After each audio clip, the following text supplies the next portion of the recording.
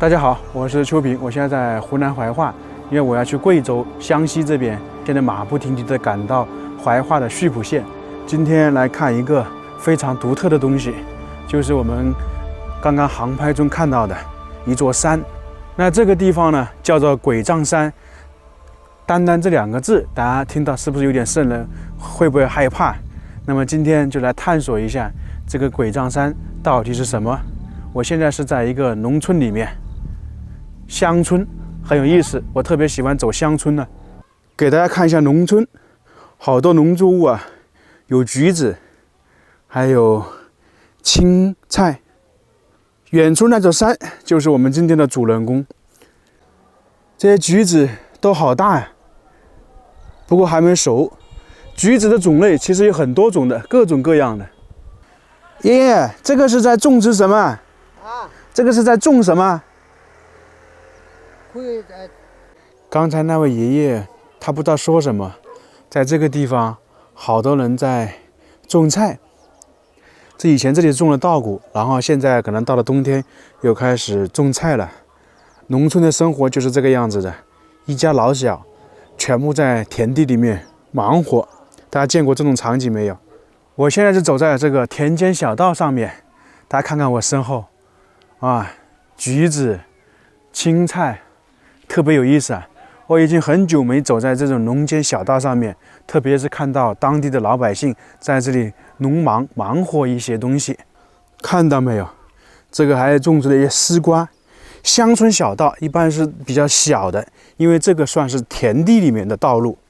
以前我们小时候放牛也好，还有去种植稻谷也好，都是走这样的小路的。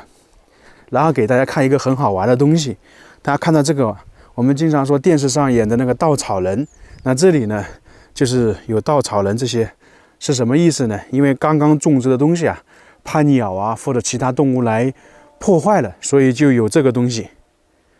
你好，这个是在种菜是吧？种的什么菜？这个油菜是吧？我们离那个山可能还有1公里，但是我们先简单介绍一下山。那这山呢，大概长度的话就是1公里，高度的话200-300米。主要有什么特色呢？因为牵涉到我们说的那2个字鬼杖山，那么自然而然它那里呢就有一些关于我们说的墓的故事。没错，那里有很多悬棺。按照资料记载呢，这个是现在发现最早有悬棺的地方。关键是下面还有一户人家在那里居住，很奇特吧？给大家看一个东西啊，在这个田地里面还有一个这样修建的水渠。那这个是干嘛用的呢？其实相当于就是灌溉用的。说我这个是种植什么？这个是油菜。油菜是吧？哦，这个田地都是你的？这个就是这个。那种油菜到明年什么时候能熟啊15月份吧。以前这里是种的水稻是吧？啊，水稻。刚收完。哦，挺好的。那个山你们知道有什么传说没有？就是什么鬼杖山啊？听说上面有悬棺是吧？现在还有吧？现在在哪个洞子？哦，就那个洞那里是吧？刚才碰到很多村民在农忙，都是在种植油菜。就明年呢，到了4-5月份就可以收割了。这油菜是一个好东西啊，可以榨油。刚才问了一下这些当地村民关于这个鬼杖山到底有什么故事呢？他们都不清楚，但是呢，都知道上面那个地方有悬棺，因为毕竟历史太悠久了嘛，旁边也没有什么介绍的。现在继续往前走，乡村小道，到处都是这种。这里好多这样的青菜，大家知道这个是什么吧？这个树也在劳动，那这些都是杂草啊，跟荒地一样的。那这个也要弄好久吧？我看草好多啊。是一个老石头，给了上面放绳子，把那杆子就放下来了。啊。他拿到博物馆去。拿到博物馆去了。那缸子以前是干嘛用的？那搞不清楚。有多大？这么大的。那有大大一小的。有1米多。1米多高。有这么大。即将到达那个山头，这样看的话，上面密密麻麻的洞窟非常多。那么可能很多悬棺就是在那个地方刚刚当地村民说，在几十年前，有一个什么学者爬到上面，然后吊了一个绳子，把那洞穴里面的缸啊掉下来，后面放到博物馆了。其实也算是文物了。我们现在等一下过去看看，并且呢，听说这个山上面还有人写诗。那这个写诗的就是明朝末年的时候。看到这个没有？牛，我们小时候经常放牛，早上一次，下午一次，因为牛一天是吃2次嘛，很有意思吧？经常牵着牛走，就是在这样的草地或者是田野上放牛。这个牛就在这个山的脚下面。这牛看到我们可能害怕，跑了一下，因为我们手上拿着相机嘛。我们到了这个鬼杖山的山脚下面，这里面的洞穴密密麻麻的。那么当年这里呢，就是有2种说法，一种是我们说的崖墓，另外一种是悬棺。崖墓的话，一般就是开一个洞穴，然后把我们所谓的还有常说的那个棺材放里面棺椁。悬棺是放在这样外面，直接可以看得到。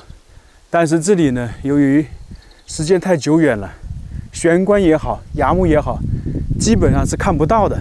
但是以前确实是放了很多，因为经过考古认证，这里是国内发现最早悬棺的地方。悬棺呢，是南方古代少数民族的葬式之一，属于崖葬中的一种。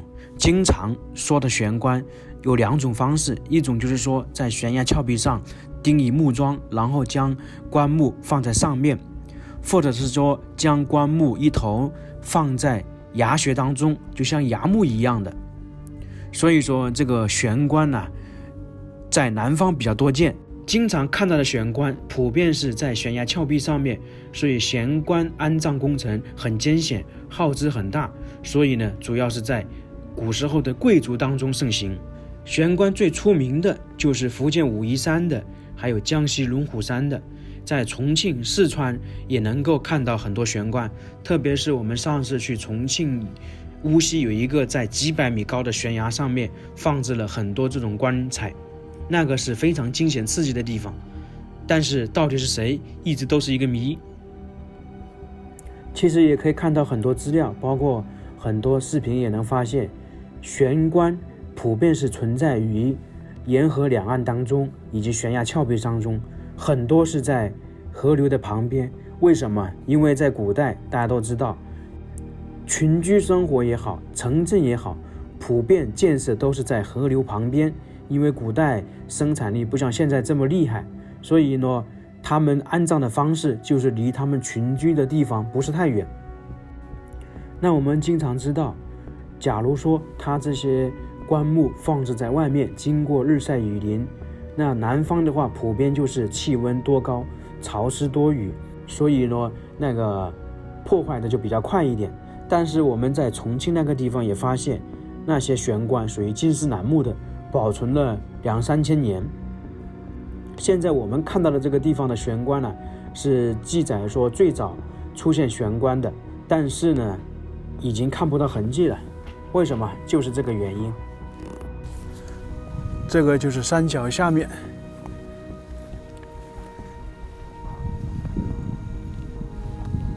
哦，这里有个洞穴，给大家展示一下，很陡峭，我们是爬不上去，如果爬得上去，我都想上去看一下。这个洞穴，我在里面还听到有流水的声音，那么这个洞穴可能还挺大的。但是这里是爬不上去的，如果爬得上去的话，我们还去参观一下。这个基本上是垂直上去的，好像还有人居住哎，有人养鸡，还看到电饭煲。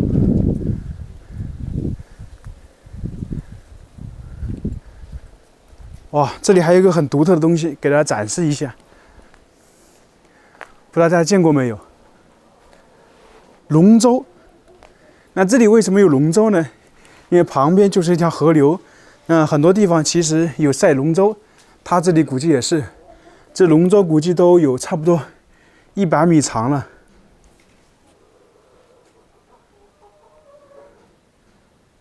现在看不到人，但是在这里明显能看到有人生活的痕迹。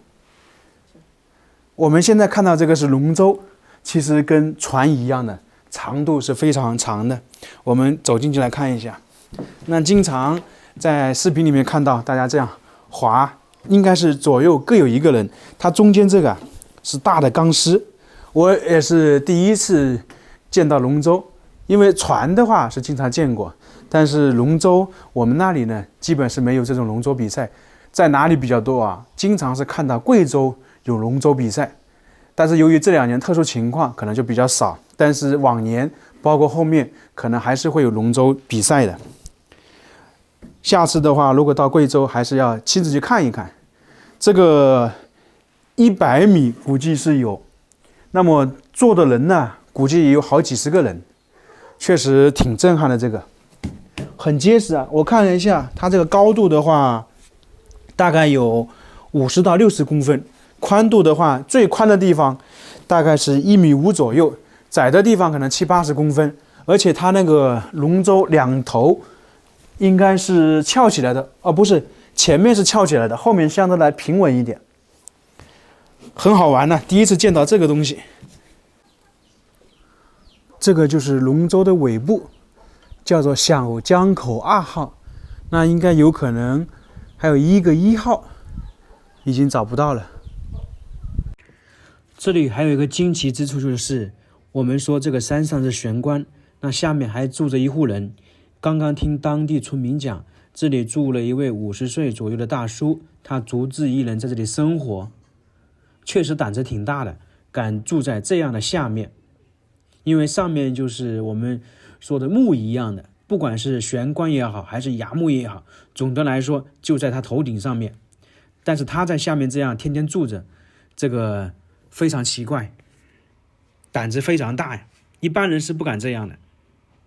不过这里也可以称为是世外桃源的生活。你想想，一个人在这里没有人打扰，养鸡养鸭，在这里生活是不是非常不错？那有些人可能喜欢这样的生活，